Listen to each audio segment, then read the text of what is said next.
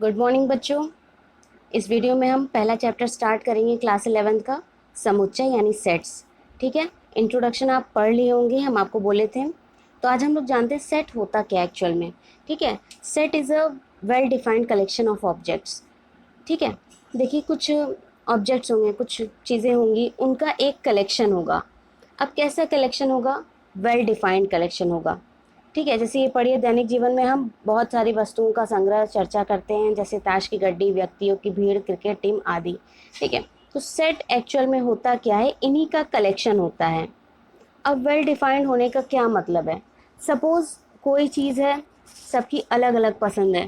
ठीक है, जैसे आपसे पूछा गया कि आपका फेवरेट फूड क्या है, तो आपने दो चार चीज़ें बता दी। ठीक है, फिर हम दूसरे से पूछेंगे कि उनका फेवरेट फूड क्या है, तो वो लोग भी कुछ चीज़ें अपने मन की बता देंगे। तो मतलब ये पर्सन टू पर्सन वेरी कर रहा है ना, मतलब कोई कुछ बताएगा, कोई कुछ बताएगा। तो इन सब चीज़ों के समूह को सेट नहीं बोलेंगे। सेट किसे बोलेंगे? जो वेल डिफाइंड कलेक्शन होगा। ठीक है, जैसे देखिए ये एग्जांपल,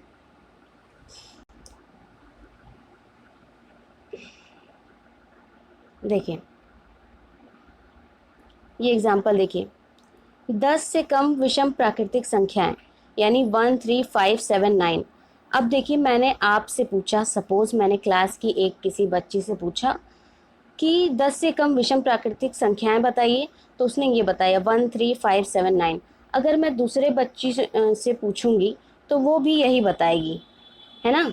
यानी इसका जो कलेक्शन है वो वेल डिफाइंड है, मतलब एक सीमित है, मतलब इसको इतना ही बोला जा सकता है, इसके इसमें आप और कोई एलिमेंट नहीं डाल सकते। ठीक, दूसरा क्या है? सपोज अंग्रेजी वर्णमाला के स्वर, यानी AEIOU। ठीक है, अब ये भी क्या है? एक वेल डिफाइंड कलेक्शन है। ठीक है, AEIOU, इसके अलावा और कोई लेटर आप नहीं डाल सकते कलेक्शन ऑफ वॉवेल में। ठीक है, अंग्रेजी वर्णमाला के स्वर यानी वॉवेल्स, तो वॉवेल्स में यही आएंगे, चाहे आप बताइए, चाहे दूसरी बच्ची बताए, चाहे कोई और स्टूडेंट बताए। ठीक है, तो समझ गए विभिन्न प्रकार के त्रिभुज ये सब क्या है? Set of well defined collection. ठीक, अब देखिए हम लोगों को क्या पढ़ना है, कुछ और एग्जाम्पल आप ले लीजिएगा। जैसे सपोज आपने लिया set of natural number less than 10। ठीक है, तो बताइए set of natural number less than 10 क्या होगा?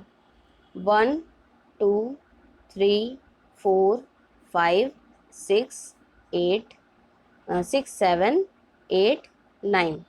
ठीक है, अब मैं चाहे किसी एक बच्ची से पूछूं तो वो भी यही आंसर देगी, चाहे आपसे पूछूं तो वो आप भी यही आंसर देंगे। ठीक है, तो ये होता है वेल डिफाइंड सेट्स।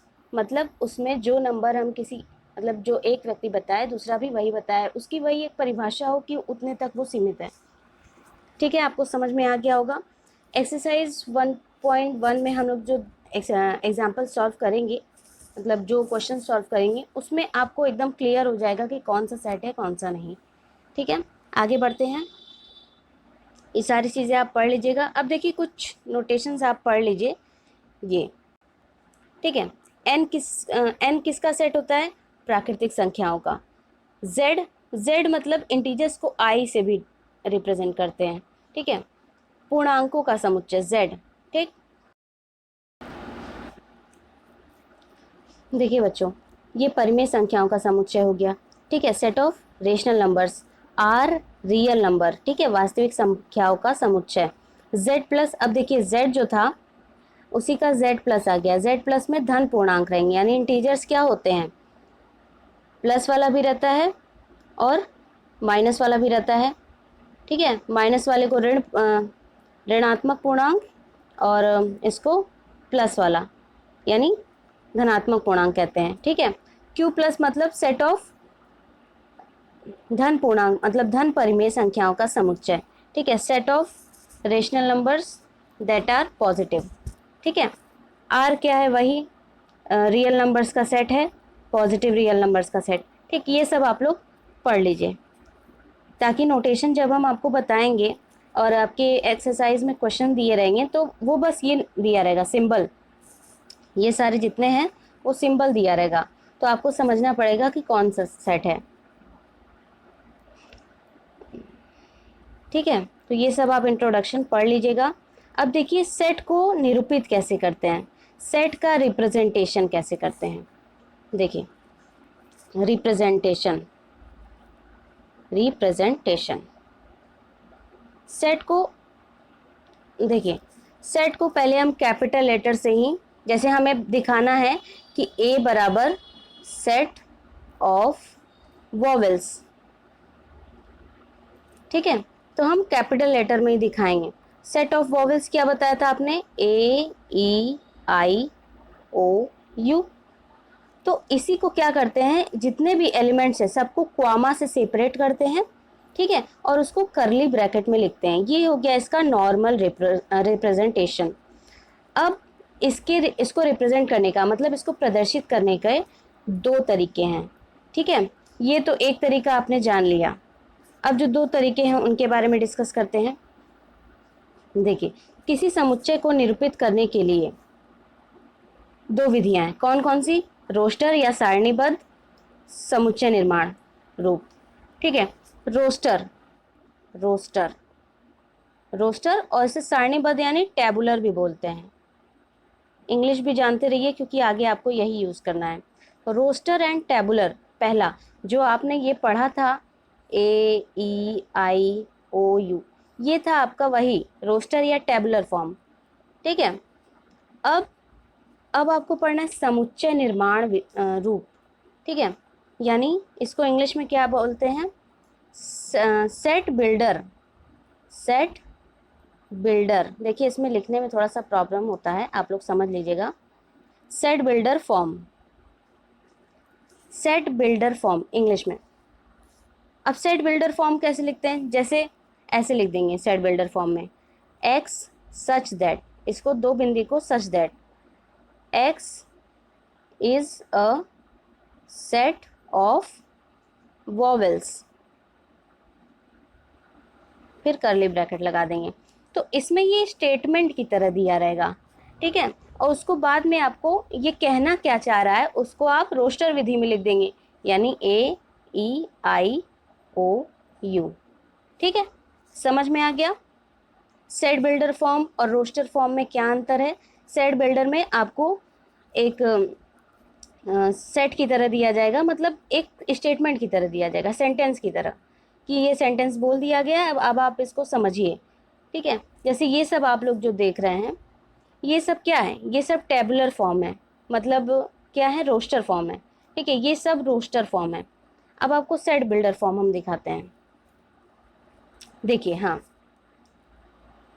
ये है सेट बिल्डर फॉर्म, अंग्रेजी वर्णमाला का एक स्वर है, ठीक है, एक्स सच दैट एक्स, ये आपको लिखना बहुत ज़रूरी है, एक्स सच दैट एक्स, ठीक है। तो ये होता है सेट बिल्डर फॉर्म, और जो पहले हमने पढ़ा वो है रोस्टर फॉर्म।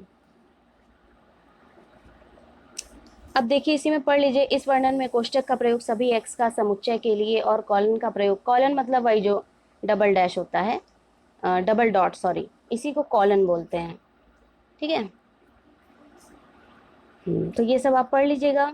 अब देखिए इसमें जैसे सेट बिल्डर फॉर्म में ये उदाहरण दिया है, एक्स सच दैट एक्स एक प्राकृतिक संख्या है और 3 less than x less than 10, इसको ऐसे पढ़ते हैं, इसको पढ़ते हैं,